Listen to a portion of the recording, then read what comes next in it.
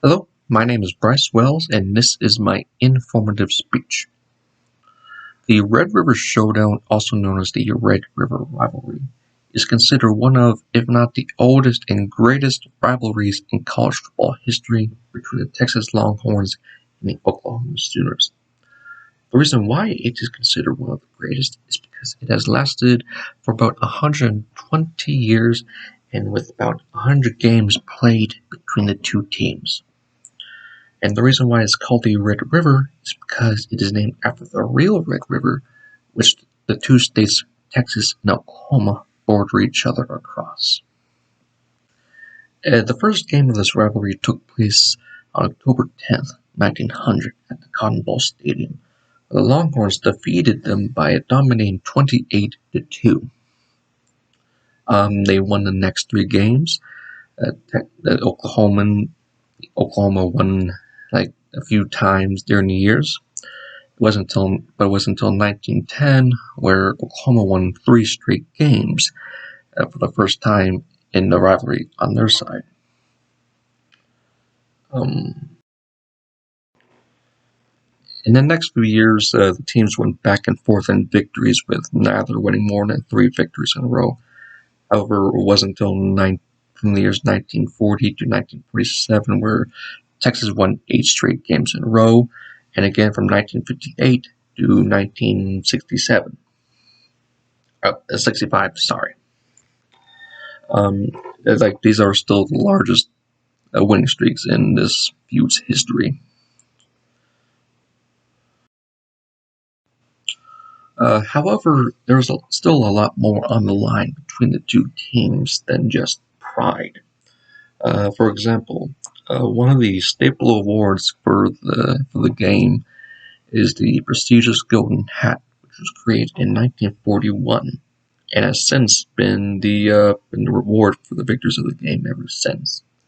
The other awards includes the Red River Rivalry Trophy and also the Governor's Trophy. And both of those awards have also been shared between the victors of the games. And with a rivalry as long as this, there will of course be very special and specific moments of the road.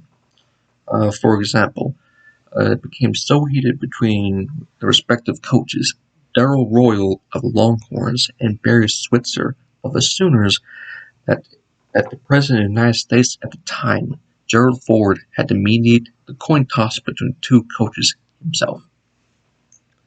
Another moment was when the former Longhorns coach Mack Brown lost 3 straight games to the Sooners and had already lost to Iowa State prior to their next game, was expected to lose his job if he lost.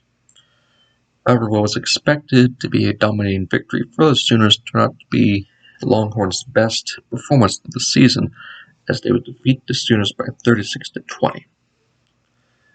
This victory brought a 6-win streak and even close to a championship. However, they would later fail and Mack lost his job anyway, but he still got the last laugh of the Sooners. Over the course of the 2000s, Oklahoma dominated the Longhorns, with even achieving the largest victory in the history of the feud by winning 65-13. And even during the past decade, they kept on beating the Longhorns most of the time.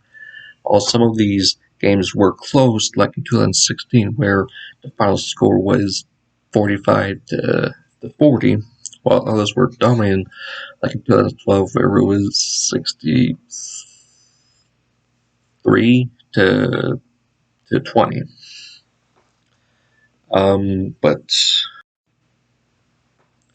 But after the most recent game, the final score of the rivalry, it added to the Texas leading by 62-49, with only 5 draws in between the two teams.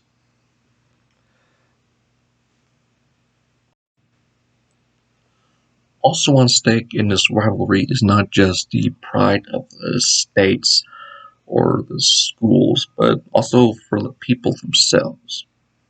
For example, as one whose parents were each born in Texas and Oklahoma, respectively, knows that when the Red River game is on, that it is a house divided against itself. However, at the end of the day, after all the trash talk and banter, it's still all in good spirit because at the end of the day, friends and family alike, they get to sit down and enjoy a nice game of football. And it doesn't even matter if the game's good or not. It's just fun hanging out with each other. And even though this Red River rivalry or showdown is not going to be ending anytime soon, it is still going to be considered perhaps one of the greatest rivalries in college football history. Thank you.